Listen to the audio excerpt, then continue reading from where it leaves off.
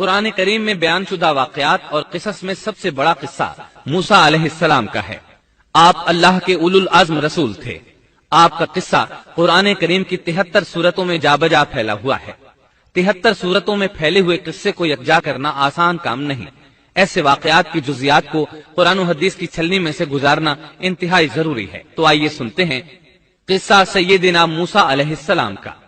اللہ تعالی سورۃ القصص آیت 1-3 میں فرماتے ہیں، شروع اللہ کے نام سے جو بڑا مہربان نہایت رحم والا ہے۔ تا سین میم، یہ روشن کتاب کی آیات ہیں۔ ہم آپ کے سامنے موسیٰ اور فرعون کا صحیح واقعہ بیان فرماتے ہیں ان لوگوں کے لیے جو ایمان رکھتے ہیں۔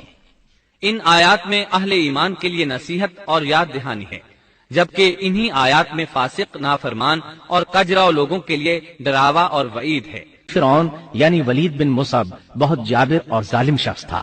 ظلم و جبر کی ان آخری حدوں کو پہنچ گیا تھا جن تک شاید انسانوں میں سے کوئی بھی نہ پہنچا ہوگا، یہاں تک کہ اس نے رب ہونے کا دعویٰ کر دیا۔ وہ اللہ تعالیٰ کا انکار کرتے ہوئے کہا کرتا تھا۔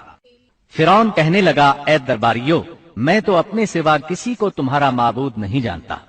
کہنے لگا، تم سب کا رب میں ہی ہوں۔ اس نے الوہیت اور ربوبیت دونوں میں اللہ تعالیٰ سے جھگڑا کیا۔ یقیناً فرعون نے زمین میں سرکشی کر رکھی تھی اور وہاں کے لوگوں کو گروہ گروہ بنا رکھا تھا اور ان کے ایک فرقے کو کمزور کر رکھا تھا، اور ان کے لڑکوں کو تو ذبح کر ڈالتا تھا اور ان کی لڑکیوں کو زندہ چھوڑ دیتا تھا۔ بلا شک و شبہ وہ تھا ہی فساد کرنے والوں میں سے۔ اس نے لوگوں کے گروہ اور جماعتیں بنا رکھی تھیں۔ فرعون کے زمانے میں بنی اسرائیل سب سے حقیر اور کم درجہ قوم تھی۔ فرعون نے انہیں حد درجے ذلیل اور بے عزت بنا رکھا تھا۔ سبھی کو معاشرے میں نچلے طبقے میں شمار کیا جاتا تھا، جبکہ مصر میں یہی لوگ شاہانہ زندگی گزارا کرتے تھے۔ فرعون نے اعلان کرا رکھا تھا کہ بنی اسرائیل سب کے سب غلام ہیں۔ وہ ان سے زر خرید غلاموں کی طرح مزدوری لیا کرتا تھا۔ ان کی عورتوں سے لونڈیوں باندیوں جیسا برتاؤ کیا جاتا تھا۔ وہ جو چاہتا تھا ان سے کرتا تھا۔ اس نے یہ حکم اپنی رعایا میں عام دے رکھا تھا۔ مصر کے باشندے اعلیٰ درجے کے لوگ سمجھے جاتے تھے، وہ قبطی کہلاتے تھے۔ فرعون نے بنی اسرائیل کو غلام اور محکوم بنا رکھا تھا اور اس نے ان میں سے ایک فرقے کو کمزور کر رکھا تھا۔ بنی اسرائیل اس ذلت سے نجات پانے کا انتظار کر رہے تھے، اور اس کی وجہ یہ تھی کہ انہیں ایک بشارت ملی ہوئی تھی۔ اس کے مطابق ان کا نظریہ تھا کہ فرعون کے گھر سے ایک بچہ نکلے گا جو انہیں نجات دلائے گا، اور یہ بھی بیان کیا جاتا ہے کہ یہ بشارت انہیں اس طرح ملی تھی کہ خود فرعون نے خواب دیکھا تھا کہ بیت المقدس سے آگ نکل کر مصر کی جانب بڑھتی چلی آ رہی ہے۔ وہ آگ مصر میں موجود تمام لوگوں کو جلائے ڈالتی ہے، مگر اس آگ سے بنی اسرائیل کے گھر محفوظ رہتے ہیں۔ فرعون نے اس خواب کی تعبیر کاہنوں سے پوچھی۔ وہ کاہن اس کے نزدیک عالم تھے۔ انہوں نے خواب کی تعبیر یہ بتائی کہ بنی اسرائیل میں ایک بچہ ایسا پیدا ہونے والا ہے جس کی وجہ سے مصریوں کی ہلاکت ہوگی۔ یہ تعبیر سن کر فرعون ڈر گیا۔ تب اس نے ایک خوفناک حکم جاری کیا، بنی اسرائیل میں جو بچہ پیدا ہو اسے قتل کر دیا جائے۔ اللہ کی قدرت دیکھیے کہ ہارون علیہ السلام اس سے پہلے پیدا ہو چکے تھے اور موسیٰ علیہ السلام کی والدہ امید سے تھی۔ فرعون نے اپنا حکم یوں جاری کیا تھا کہ اگر ان کے ہاں بیٹے پیدا ہوں تو انہیں قتل کر دو، بیٹیاں پیدا ہوں تو انہیں زندہ چھوڑ دیا جائے۔ چنانچہ ایسا ہی کیا جانے لگا۔ ہر نو مولود بچے کو قتل کیا جانے لگا، بچیوں کو چھوڑ دیا جاتا۔ یہ تھا بچوں کو ذبح کرنے کا حکم جو بنی اسرائیل میں شروع ہوا۔ اس کا طریقہ انہوں نے یہ اختیار کیا کہ ہر حاملہ خاتون کی نگرانی شروع کر دی۔ دایا عورتوں کے ذمے یہ ڈیوٹی لگائی کہ حاملہ مستورات کی اطلاع دیں گی، اور جو دایا اطلاع نہ دیتی اسے بھی قتل کر دیا جاتا۔ اس طرح فرعون اور اس کے وزیروں کو ہر نو مولود سے باخبر رکھا جاتا تھا۔ ان دنوں سیدنا موسیٰ علیہ السلام کی والدہ اپنے حمل کے ابتدائی دنوں میں تھیں۔ انہوں نے اس بات کو چھپائے رکھا اور دایا کا کام کرنے والی عورتوں سے بھی خود کو چھپائے رکھا، یہاں تک کہ درد ذہ کا وقت آ پہنچا اور انہوں نے بچے کو جنم دیا۔ اس بارے میں سوائے قریبی لوگوں کے کوئی نہیں جانتا تھا۔ بچے کی پیدائش کے بعد وہ فکر مند رہنے لگیں۔ حمل کے دنوں میں تو انہوں نے خود کو چھپا لیا تھا، اب بچے کو کیسے چھپائیں؟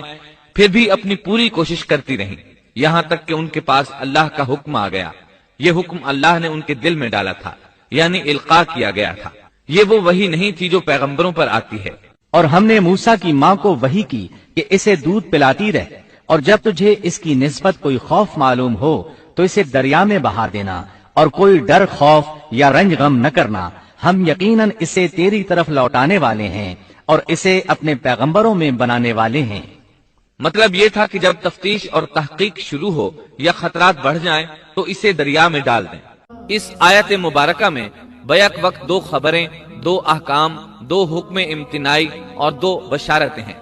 यानी हमने मूसा की माँ को वही की कि इसे दूध पिलाती रहे। ये 2 खबरें हैं। और जब तुझे खौफ महसूस हो तो इसे दरिया में बहा दे। ये 2 हुक्म हैं। कोई खौफ न खा और कोई गम न कर, ये 2 इम्तिनाई हुक्म हैं। हम यकीनन इसे तेरी तरफ लौटाने वाले हैं और इसे अपने पैगंबरों में से एक पैगंबर बनाने वाले हैं। ये 2 बशारतें हैं। और फिर वाकई तलाश शुरू हो गई। बनी इसराइल पर सख्ती की गई। मूसा अलैहिस्सलाम की माँ ने अल्लाह के हुक्म के मुताबिक बच्चे को संदूक में रखा और दरिया में छोड़ दिया। साथ ही मूसा अलैहिस्सलाम की बहन से कहा, तू भी इसके पीछे पीछे चलती जा। चुनाचे वो दरियाए नील की मौजों में चले और उनकी बहन किनारे किनारे चली। अपने भाई की निगरानी करती जा रही है कि दरिया में डालने के बाद क्या बनता है। अल्लाह ताला सूरतुल कसस आयत 11 में फरमाते हैं, मूसा की वालिदा ने उनकी बहन से कहा, तू इसके पीछे पीछे जा। तो वो उसे दूर से देखती रही और फिरौनियों को इसका इल्म भी न हुआ। संदूक बहता हुआ फिरौन के महल्लात के करीब आन ठहरा। महल्लात दरियाए नील के किनारे थे। अल्लाह ताला सूरतुल कसस में फरमाते हैं, आखिर फिरौन के आदमियों ने संदूक उठा लिया। आखिरकार यही बच्चा उनका दुश्मन हुआ और उनके रंज का बायस बना। अब वो इसकी भलाई चाह रहे हैं, लेकिन वही फिरौनियों के लिए वबाल जान बनने वाला था। अल्लाह सूरतुल कसस आयत 8 में फरमाते हैं, कुछ शक नहीं कि फिरौन और हामान और उनके लश्कर थे ही खताकार। फिरौन की बीवी ने फौरन पहचान लिया कि ये बच्चा बनी इसराइल में से है। चुनाचे उसने कहा, और फिरौन की बीवी ने कहा, ये तो मेरी और तेरी आंखों की ठंडक है, इसे कत्ल न करो। बहुत मुमकिन है ये हमें कोई फायदा पहुंचाए या हम इसे अपना बेटा ही बना लें। और ये लोग शऊर ही नहीं रखते थे।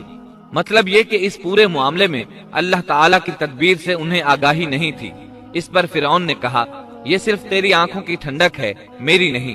मैं नहीं चाहता बनी इसराइल का कोई बच्चा मेरी निगरानी में पले, लिहाजा ये सिर्फ तेरी ही आंखों की ठंडक है। इब्ने अब्बास रजी अल्लाह अन्हुमा फरमाते हैं, अगर फिरौन ये बात कह देता कि ये मेरी भी आंखों की ठंडक है तो अल्लाह ताला उसे हिदायत दे देता, लेकिन उसने यूं कहा, ये सिर्फ तेरी आंखों की ठंडक है, मेरी नहीं। और फिर हुआ भी यही। मूसा अलैहिस्सलाम आसिया की आंखों की ठंडक बन गए, फिरौन की आंखों की ठंडक न बने। अल्लाह ताला सूरतुल कसस आयत 10 में फरमाते हैं, और मूसा की वालिदा का दिल बेकरार हो गया। यानी उसका दिल मूसा अलैहिस्सलाम की याद के अलावा दुनिया की हर चीज से खाली हो गया। माँ की मोहब्बत और माँ के दिल का हाल जरा देखिए। मुसीबत में उस पर क्या गुजरती है। वो मेहरबानी जो माँ के दिल में होती है, वो मोहब्बत जो सिर्फ उसी दिल का खासा है। हम मर्दों की जमात इस कैफियत को नहीं जानती जो मुसीबत के वक्त माँ के दिल पर गुजरती है। चुनाचे अल्लाह ताला फरमा रहे हैं, और मूसा की वालिदा का दिल बेकरार हो गया।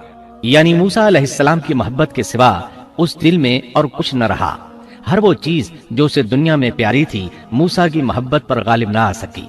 बस दिल में मूसा ही मूसा थे। अल्लाह ताला सूरतुल कसस आयत 10 में फरमाते हैं, करीब थी कि इस वाक़े को बिल्कुल जाहिर कर देती अगर हम उनके दिल को ढारस न दे देते। ये इसलिए कि वो यकीन करने वालों में रहे। अब देखिए अल्लाह ताला के काम। उनके नूरे चश्म को किस तरह उनकी तरफ वापस लौटाया। बच्चा जब महल में पहुंचा तो उसने दूध के लिए रोना शुरू कर दिया। उसके पास दूध पिलाने वालियां लाई गईं, लेकिन बच्चे ने किसी औरत का दूध ना पिया। आखिर वो बच्चे को उठाकर बाहर लाए। अल्लाह आयत 12 में फरमाते हैं, और उनके पहुंचने से पहले हमने मूसा पर दाइयों का दूध हराम कर दिया था। जो औरत भी आपको दूध पिलाने की कोशिश करती नाकाम हो जाती। अब जाहिर है ये रुकावट तो अल्लाह ताला की तरफ से थी। कोई दूध पिलाने में कामयाब हो भी कैसे सकती थी। उधर मूसा अलैहिस्सलाम की बहन दूर खड़ी ये सब देख रही थी। सूरतुल कसस आयत 12 में है, ये कहने लगी, क्या मैं तुम्हें ऐसा घराना न बताऊं जो इस बच्चे की तुम्हारे लिए परवरिश करे और हों भी वो इस बच्चे के खैरख्वाह। उन्होंने पूछा, ए बच्ची, तू कैसे जानती है कि वो इस बच्चे की खैरखाही करेंगी। बच्ची ने जवाब दिया, इसलिए कि वो एक गरीब घराना है جب انہیں معلوم ہوگا کہ یہ بچہ فرعون کے گھر سے آیا ہے تو انہیں انعام و اکرام ملنے کی امید رہے گی۔ اس گھر میں ایک نیک سیرت خاتون ہے، وہ اس بچے کو بخوشی دودھ پلانا قبول کرے گی۔ انہوں نے کہا چلو ٹھیک ہے۔ چنانچہ آپ کی بہن انہیں گھر لے آئی۔ والدہ محترمہ نے بچے کو دودھ پلایا تو آپ نے فوراً دودھ پینا شروع کر دیا۔ سیدہ آسیہ نے ان کی طرف پیغام بھیجا کہ وہ محل میں آ جائے اور جب تک بچہ دودھ پیتا رہے وہ اس کے پاس محل ہی میں رہے، لیکن موسیٰ علیہ السلام کی ماں نے انکار کر دیا۔ انہوں نے کہا میرے اہل و عیال ہیں، میرے خاوند بھی ہیں، لہٰذا ان کے ہوتے ہوئے میں گھر نہیں چھوڑ سکتی۔ اب چونکہ بچے نے کسی اور کا دودھ پینا قبول نہیں کیا تھا اس لیے وہ خود بچے کو لے کر آتے تھے۔ اس طرح موسیٰ علیہ السلام کی والدہ کا بے حد احترام ہونے لگا۔ فرعون کے ہر کارے تحفے تحائف ان کے گھر لانے لگے۔ اللہ تعالیٰ آیت 13 میں فرماتے ہیں، پس ہم نے اسے اس کی ماں کی طرف واپس پہنچایا تاکہ اس کی آنکھیں ٹھنڈی رہیں اور آزردہ خاطر نہ ہو، اور جان لے کہ اللہ کا وعدہ سچا ہے، لیکن اکثر لوگ نہیں جانتے۔ اس طرح موسیٰ علیہ السلام شاہی محل میں پلنے بڑھنے لگے، یہاں تک کہ 18 سال کے خوبرو نوجوان ہو گئے۔ اللہ تعالیٰ آیت 14 میں فرماتے ہیں، اور جب موسیٰ اپنی جوانی کو پہنچ گئے اور پورے توانا ہو گئے تو ہم نے انہیں علم و حکمت عطا فرمایا۔ نیکی کرنے والوں کو ہم اسی طرح بدلہ دیا کرتے ہیں۔ سبيل الدموع سبيل مريح